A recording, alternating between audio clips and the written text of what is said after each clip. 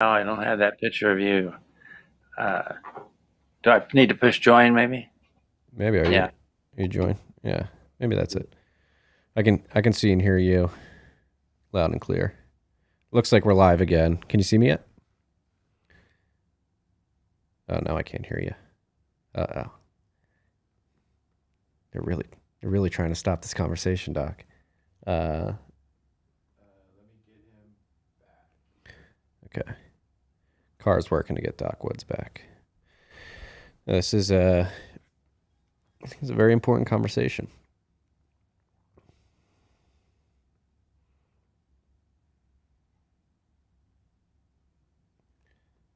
Any luck? Uh, There we go. There you go. on Can you see? here. Can you see me? Okay. All right. I see I'm delayed quite a bit. You're Is it com- that way? No, your latency's fine on our end. Is it? Okay. Um, yeah, but before we got interrupted, our internet went out temporarily. It's back. You were jumping into an explanation of why you don't trust the CDC or FDA anymore. Well, they've obviously lied to us.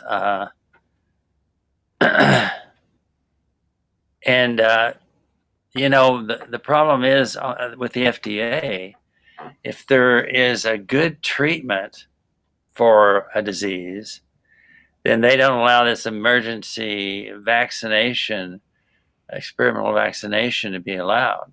You know, so that obviously may be a reason why they stopped allowing, hydroxychloroquine from being that emergency use. And then remdesivir, we haven't mentioned that. Mm-mm. Don't get that. Don't take any remdesivir. If anybody is admitted to the hospital, decline that drug. It's dangerous. It causes renal failure. It can cause death. It doesn't work. It's expensive. The hospitals get 20% bonus on their charges when it's a COVID patient. They get $3,000 bonus every time they treat someone with remdesivir. They get a $3,000 bonus every time they put someone on a ventilator. And the statistic on the ventilator is awful. Anyone put on the ventilator, 80.2% are going to die. So, you know, even if, and I have patients that I'm treating and they panic, they're not doing well the first few days maybe, and they go to the hospital.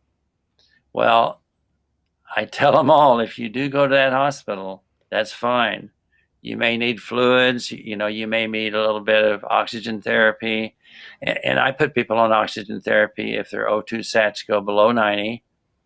Um, that's one of the things I include in my care is have them get a pulse oximeter that tells them their blood oxygen level and their pulse, and have them call me if their pulse gets below, it goes above 120, or their oxygen level goes below 90.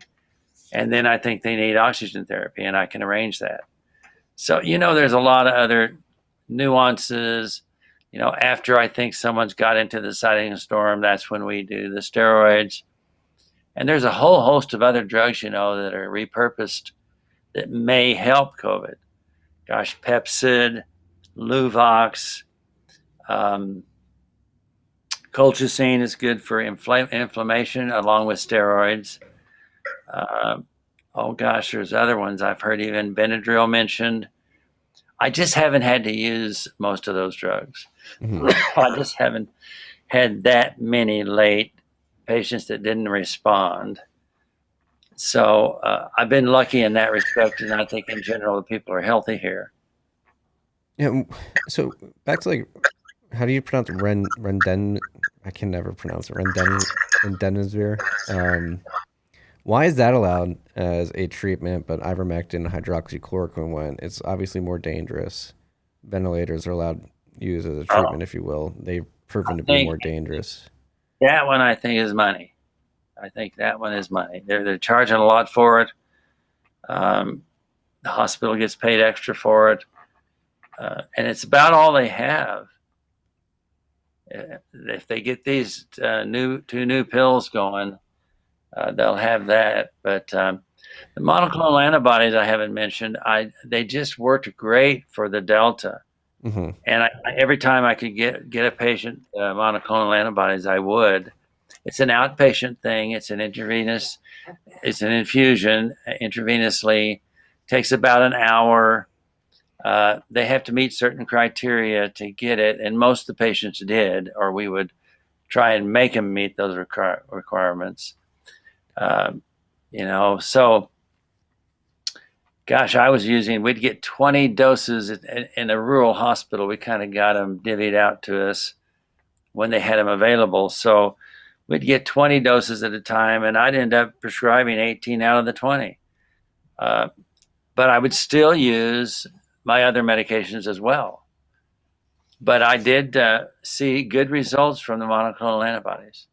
When my daughter I told you I treated her first, didn't I? Yeah, and that's I mean that's Back in again, July.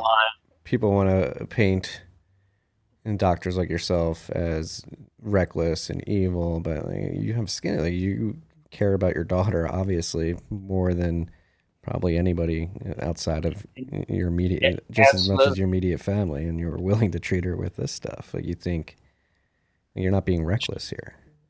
She did beautifully. She had never had a headache in her life. She had just delivered in vitro twins, a boy and a girl, a couple of years prior to that. And uh, she got in really a bad case. Her husband did too. They knew they'd been exposed. And on the 13th day, they were doing the test every 3 days. And on the 13th day, they both came down with it. They both had severe headaches. They both had a cough and a high fever. Well, she started the medication that afternoon, and the next morning her headache was gone. By 24 hours, her temperature was normal, and within 4 days, the cough was gone. And her immunity was so good that she donated her blood for convalescent serum and monoclonal antibody research because it was real early in the development of that at that time. This was in July of 2020. And she donated her blood 18 times every other week. And that's quite a deal. You have to have, they would take 750 cc's off of her. She's not a big girl, lady. Uh, and then they would spin out the serum with the antibodies in it and then put her packed red blood cells back in her vein so she wouldn't get anemic. And she did that 18 times. So God bless her. yes, she's that kind of person. And, and then they just they just shut down any uh, the monoclonal antibodies in Florida. They're trying to shut them down nationwide. Anthony Fauci saying they're not effective against Omicron, which may be true. But again, why are we following Anthony Fauci? I actually watched a documentary over the weekend that dove into Anthony Fauci's involvement with the response to HIV in the late 80s, early 90s, and the controversy around AZT particularly, and the fact that that drug probably led to causing people's immune systems to be compromised. It seems like 20, 30 years later, he's back in charge and he's forcing a vaccine onto the public that seems to potentially be doing similar things in terms of compromising immune systems. Why does this one man have all this power? That is amazing, isn't it? It really is. And how much money does a person need when they're 80 years old? I mean, you can't spend that much money in the time he has left on this earth. Well, he works for the government. How is he making all this money? Well, he has interests, I'm sure. I've read that anyway. Now, look, everybody can read all that. Really, Marty, I can offer you my experience, you know, and I can tell you that I really haven't been hurt by this, but my patients have been. And that's what hurts me the most. And I need someone like you to get in there and find out what the hell's going on and stop it, and stop this craziness that we can't treat these people correctly. And God bless you for doing this. I mean, But I get yelled at for I doing this. A lot of people think I'm crazy for having these conversations. That's the other thing. Like the public, many in the public, for some reason or another, just want to put their heads in the sand and say, no, no, no, what they're telling us is true. This is like you're crazy for going against an error. There's some weird mental blocker or like herd mentality type trait in a lot of people. That I mean, I think a lot of people. I think we're stuck in a sunk cost fallacy. I think that's the best way to describe it. Where many people have been led down this path, and they don't want to believe that there could be evil like this in the world, or there could be incompetence. If you don't want to believe it's evil of this degree at the level of the FDA, the CDC, and hospital boardrooms across the world. the Canadian truckers, God love them, they're standing up to a terrible tyrant. I would have never thought Canada would have a dictatorship like they're having now. Right? Wouldn't. I mean, we're getting to that. There's a big discussion today in the Bitcoin community. The financial authorities in Canada have sent out a list of, I believe, 39 Bitcoin addresses that are supposed to be blacklisted because people were receiving Bitcoin on behalf of the Freedom Convoy, and the government saying, "Hey, if you move that Bitcoin, you're going to go to jail." So they're again, Wow. it's the tyranny is they're only doubling and tripling down on it, which is surprising considering the fact that many people are, while yes, many people do have their heads in the sand, many others, that probably reachable middle of people that exist who just want to go about their lives and probably referred to as the silent majority. I think the silent majority is when I'm like, all right, like now that Omicron's here, things aren't that bad and people aren't dying as much anymore. Like, why are you pushing this vaccine and these mandates and these passports so hard? And the fact that these governments are doubling and tripling down in the face of all this is perplexing. And it does, again, I know you can only speak on behalf of your experience and what you've seen with your own eyes, but I'll go there. Like, I think there are some nefarious intentions or some greedy intentions driving all this. The World Economic Forum does have a lot of influence over people like Justin Trudeau, Jacinda in New Zealand, and the Pfizer has, like, so that's the other thing. Like I found out today that these big pharma companies contribute money to the FDA and the CDC, and like how does that not perturb incentives? Like what? Like the fact that the FDA can receive money and funds from these big pharma institutions is an immediate conflict of interest that probably should not be allowed. Well, I know the family of one of our politicians, and they're in Washington, and they just say that they can't believe the corruption there. That's really a shame to see that. But I think the last election was horribly handled. But again, I'm getting political now, and I don't want to. No, we don't have to, but If I want, I wouldn't. I know what that's like. My wife does not like when I get political either. My co-host doesn't like it. Matt Odell does not like when I get political either. But again, it's just for me personally. It's like looking around. It's like, what the hell is going on? And it's been over the last 2 years. Just this slow march. Just like you feel like you're getting like pushed in the back, and you're like, wait a second, let me ask a couple questions. They're like, no, just keep going. And then that's my biggest worry. We're gonna wake up one day. We're gonna be either in physical or digital gulags where it's hey, you get a reminder you haven't gotten your sixth booster.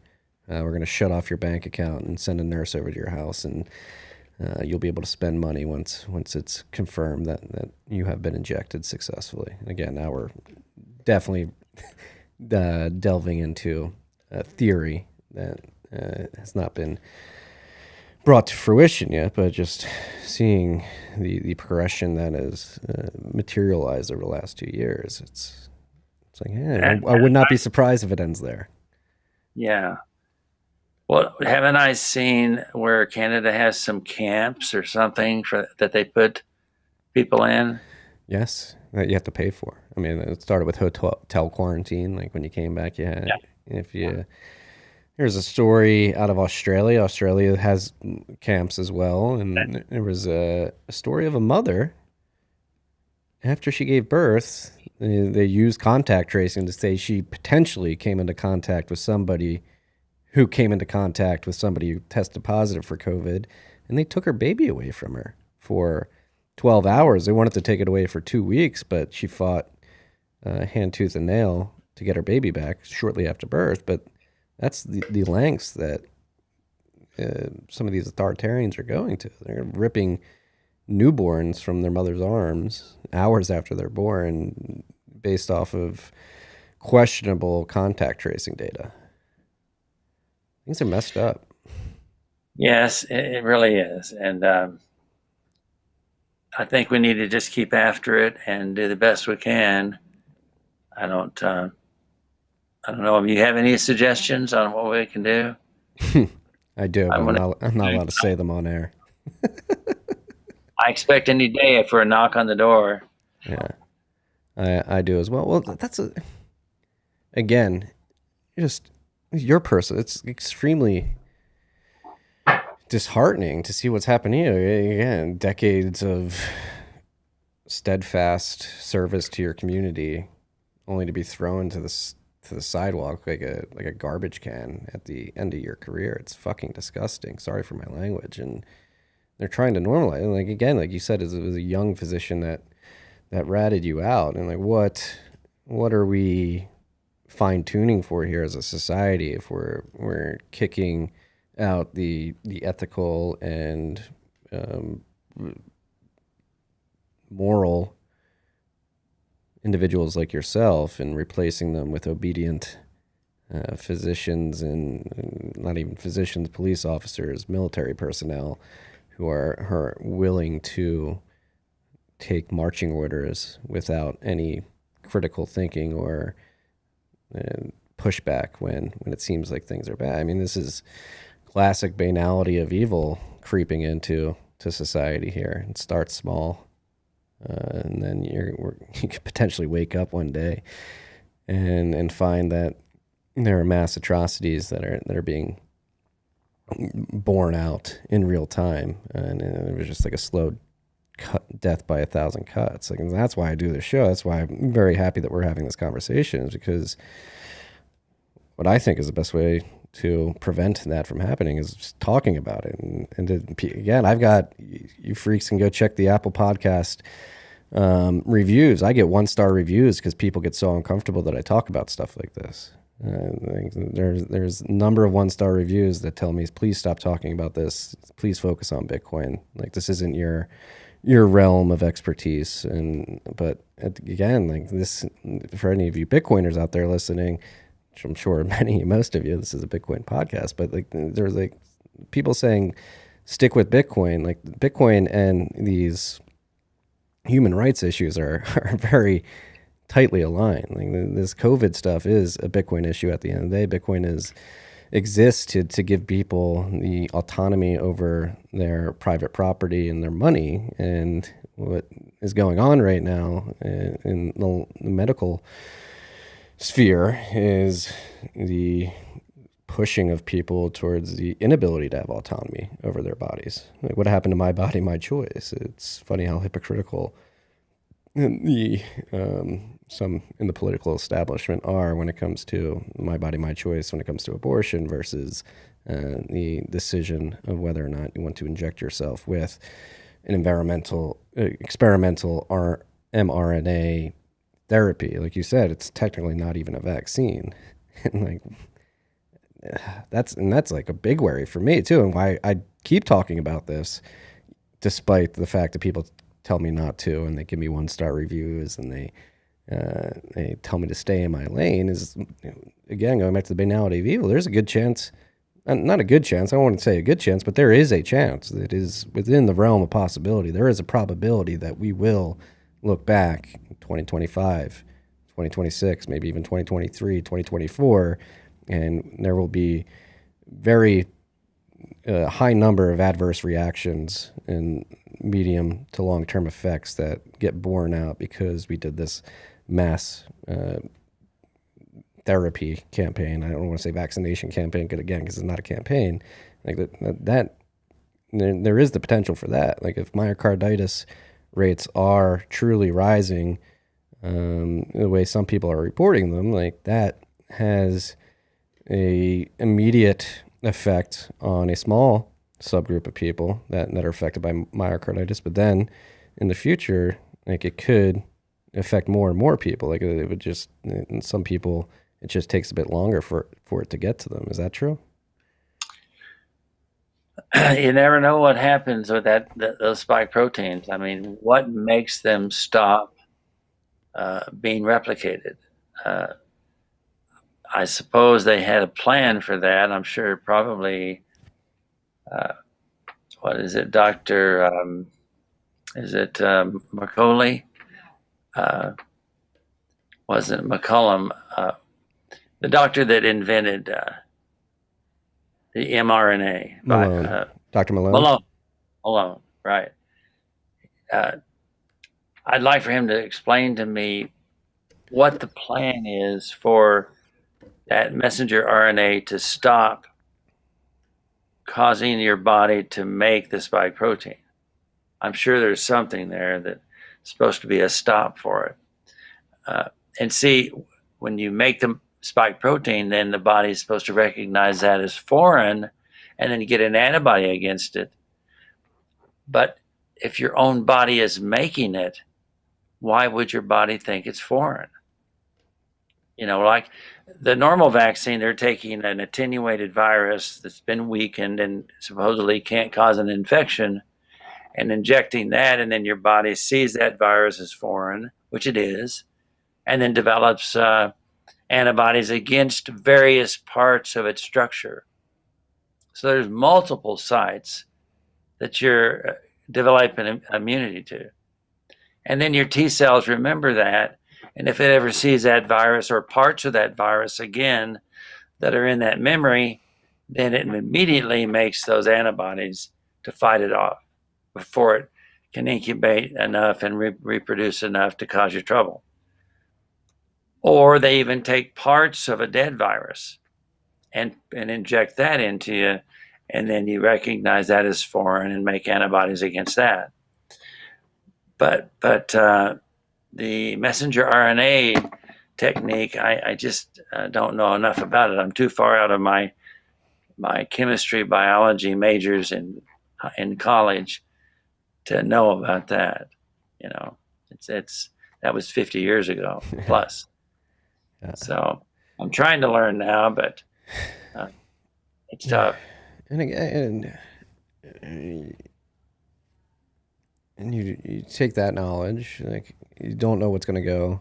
You can't. I don't think there's enough data or enough time to have developed the data to have a better understanding of individuals, let alone millions, hundreds of millions of individuals' collective reaction to that over time. There literally hasn't been enough time to test all this stuff as specific to the COVID-19 virus, which is mind-blowing. But you couple that with the fact that in pandemic outbreaks of decades, centuries past, like it's been, people are told, like, don't vaccinate during the outbreak, right? Like, because then you could lead to weird variants and mutations of the virus as it's going on. And again, you could look at the charts of the different variants that have materialized after the mass therapy campaign started last year, and that seems to be playing out as well. Like the virus mutated pretty aggressively after the mRNA therapy was introduced to the population. Yeah, you worry about that. Typically, a virus will get weaker and weaker just from natural selection because the viruses strains that kill the host, they're buried and gone, and can't a dead host can't pass it on. But so they get weaker, and they keep the host alive longer, or so that it can pass the virus around to more people and stay alive. And about repurposed drugs, there's a lot of repurposed drugs that have been used in viral infections. Amantadine, which is a Parkinson's drug, was found to be effective for one of the common flu viruses, and we still use that to this day, just like we would use ivermectin for COVID.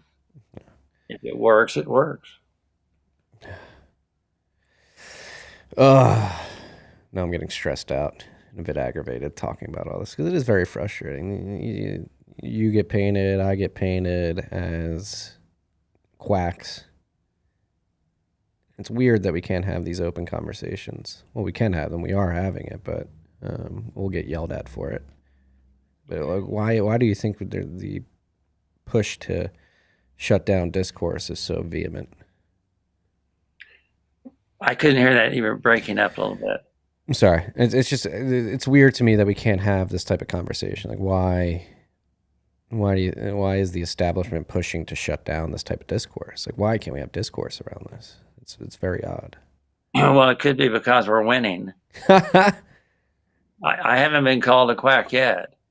I've had nothing but the nicest thing said to me from my patients, and that's from all over the country. I've treated people in Georgia and Texas and Washington State and you name it.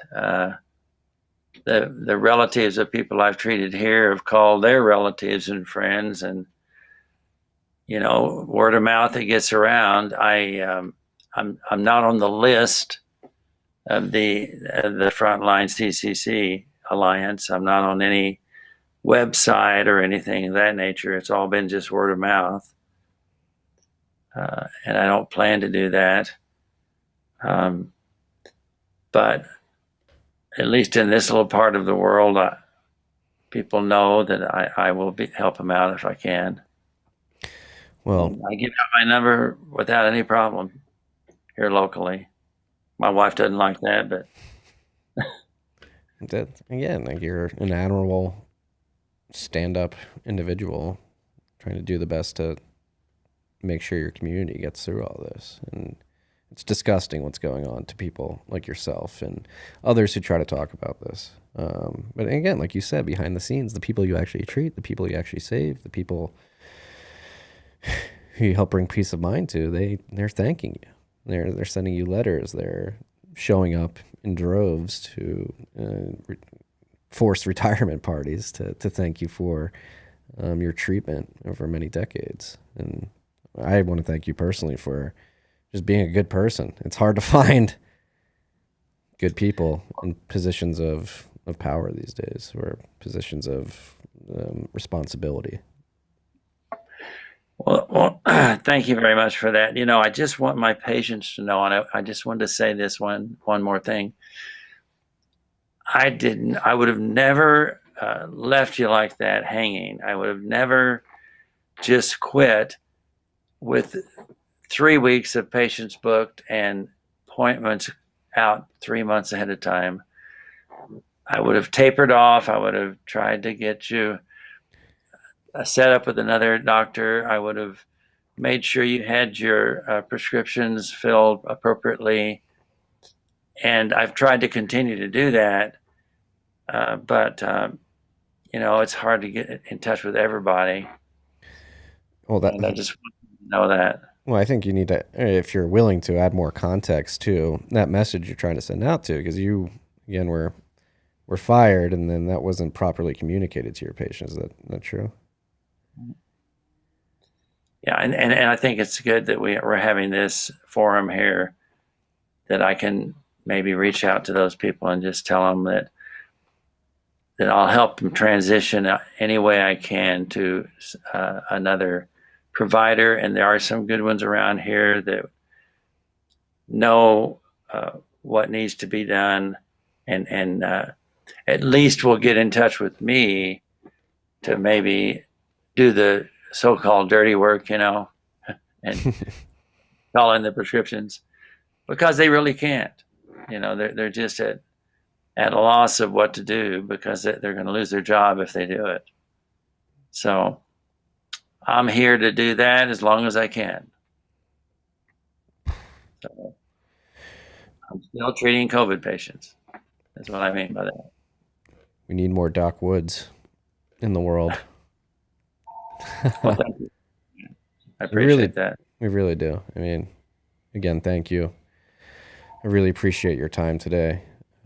Is there anything you think we should touch on before we go our separate ways and get yelled at for having this conversation? You know, my wife knows I could talk forever on this subject because I'm so passionate about it, but I think we've hit the high points. If I think of something really profound, I'll give you a call, okay? Yeah, you have my number. Yeah. Please do not hesitate to give me a call. And if you ever in the future feel that there's a pressing message to get out there, this is an open forum for you. I would be honored to have you back on again because, again, I think we need to highlight individuals like yourselves as much as possible in a world filled with people like Anthony Fauci and people driven by money and power instead of actually healing. Well, thank you for that. And if you need anything, you let me know. All right, I will. Doc Woods, I hope you enjoy the rest of your afternoon, the rest of your week, and I'm sure we'll certainly be in touch. Freaks, don't give us Okay. don't give us a 1-star review for this, please. Come on, we're just having a conversation here. That's all we got today. Peace and love. Peace.